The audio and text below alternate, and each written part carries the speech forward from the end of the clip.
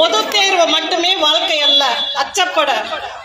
பொது தேர்வு போர்க்களம் அல்ல, உங்கள் திறமைகளை உலகம் அறியும் களம்.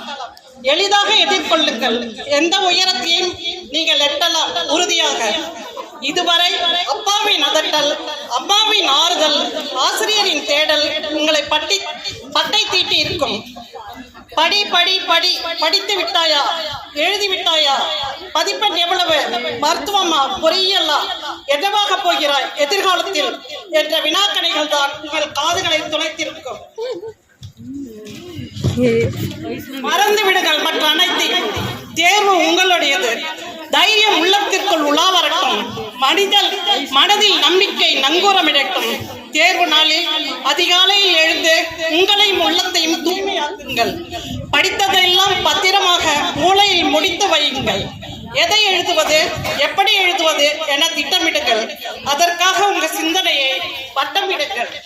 மதிப்பெண்களை மட்டும் யோசித்து விடாதீர்கள், அது உங்களை கோழையாக்கி கைவிலங்கிட்டு மனதை மலடாக்கும்.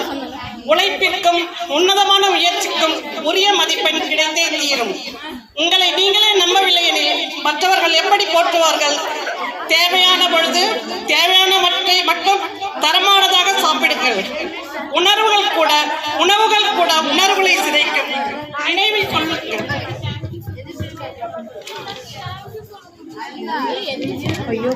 துணியை உடுக்கும் போது துணிவையும் சேர்த்து உடுத்திக் கொள்ளுங்கள்.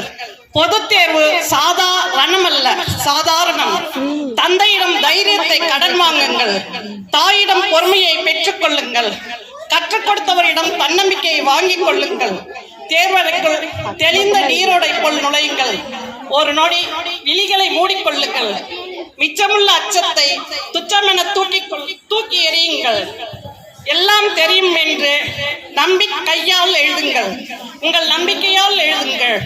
எழுதுவதை தெளிவாக எழுதுங்கள். எழுதுவதை எளிதாக எழுதுங்கள். எழுதுவதை முழு நம்பிக்கையுடன் எழுதுங்கள். வினாக்களுடன் விடைகளாக விளையாடுங்கள். வினாத்தாளையும் விடைத்தாளையும் நண்பர்களாக்குங்கள். நேர மேலாண்மை கற்றுக்கொள்ளுங்கள். பிற சிந்தனைகளை நிறுத்தி வையுங்கள். தேர்வு முடியும் வரை தேர்ச்சியும் மதிப்பெண்கள் தான் பெற்றோர் மனதை நிறைவடைய செய்யும்.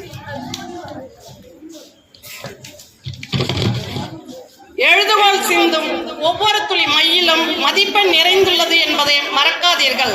தடுமாறாமல் மட்டுமல்ல, தடம் மாறாமலும் எழுதுங்கள்.